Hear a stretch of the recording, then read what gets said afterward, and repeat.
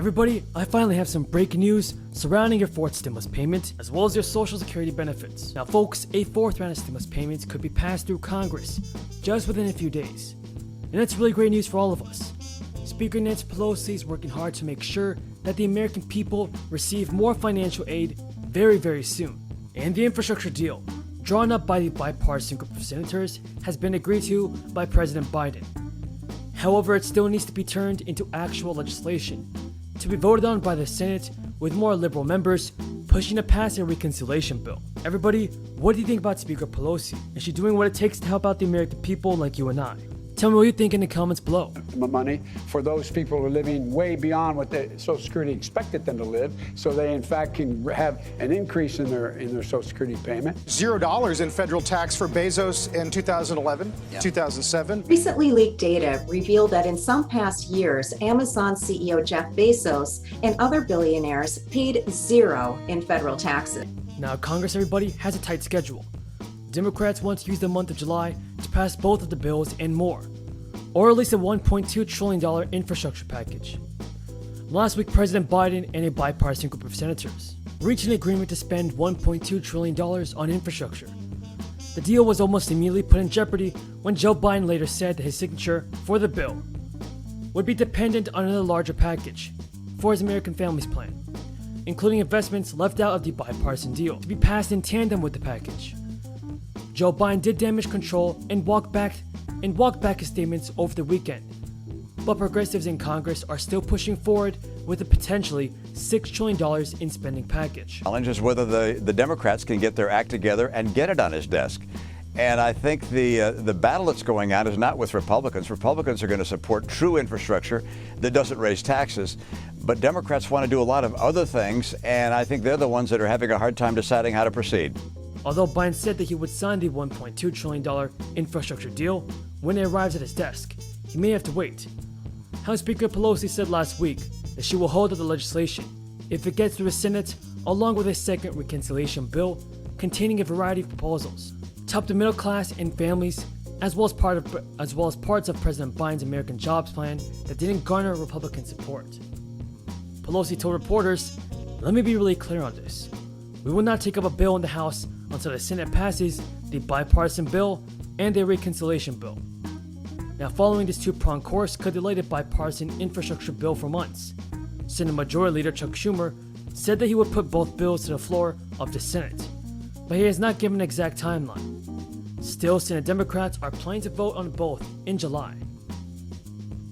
Democrats use budget reconciliation to get the American Rescue Plan through Congress in near record time, compared to deliberations to get a second stimulus check or second stimulus relief bill passed, which finally happened in December.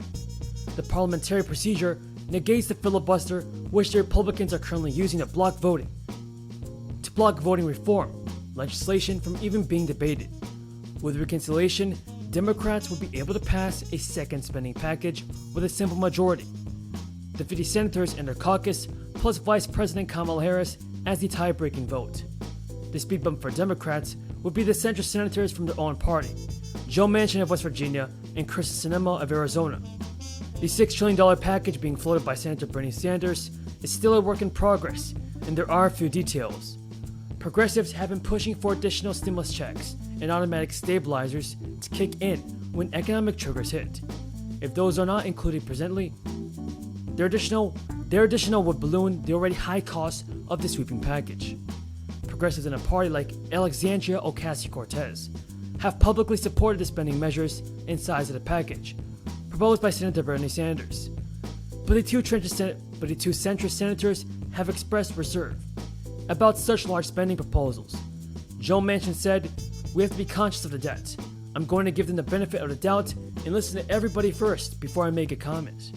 House Speaker Pelosi on Tuesday amplified her plans to link a bipartisan infrastructure agreement to a second package of Democratic economic priorities, rebuffing an appeal from Senate Minority Leader Mitch McConnell to decouple the two bills. In a closed-door meeting with her caucus, Pelosi said her initial strategy to withhold a House infrastructure vote until the Senate passes a larger partisan families plan remains unchanged, according to lawmakers in attendance. Democrats appear united behind a two-track strategy, but Biden's bungled rollout last week has angered some lawmakers who view infrastructure as their last best chance for a major bipartisan accomplishment. Meanwhile, everybody, many Americans are still receiving their third stimulus payments. According to the U.S. Department of the Treasury, more than 169 million payments of up to $1,400 per person have been sent out as of Wednesday, June 9th. Over 1.2 million direct deposits, valued at over $2.2 billion, have been sent out in the last 2 weeks, with the remainder being paper checks. The IRS will continue to make EIP payments weekly. Thanks so much for watching, folks. Until next time, have a great day and stay safe.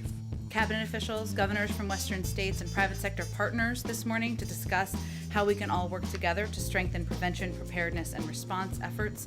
In the meeting, the president asked participants what additional resources they needed and what immediate actions can be taken to protect communities, improve emergency preparedness, and address the growing wildfire threat, both by preventing them from happening and ensuring the federal government's response is as quick and effective as possible. And to do that, we also announced a series of actions today to address the growing and severe threat of wildfires, protect communities from devastation, and save lives, which were outlined this morning. We can certainly talk more about. As you may have also seen, in a few minutes, the President will sign the Sergeant Ketchum Rural Veterans Mental Health Act, which will create 3 new mental health centers for veterans battling severe mental health issues, including post-traumatic stress disorder. It's estimated that at least 1 in 5 veterans return from combat with a significant need for mental health support, yet 85% of veterans coming home to rural communities are in areas with a shortage of professional support. As the President has repeatedly reaffirmed, we have a sacred obligation to care for those who serve, and this bipartisan bill will help our rural veterans get the support they need. Later this afternoon, the President will also sign 3 additional bills, one to protect our climate from methane, one to protect consumers from predatory lenders, and one to protect workers from employment discrimination. Each of these bills are common sense protections that passed with bipartisan support. Bipartisanship, alive and well in Washington. Watch out.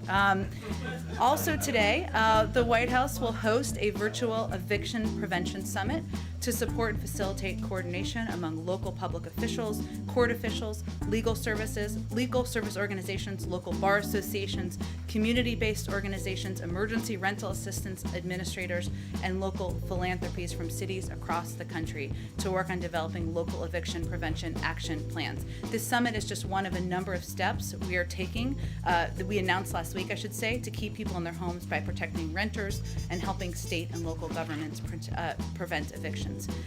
Also, in our ongoing news about getting vaccines out to the world, we are shipping 2.5 million doses of Johnson & Johnson vaccines to Colombia as a part of our continued effort to end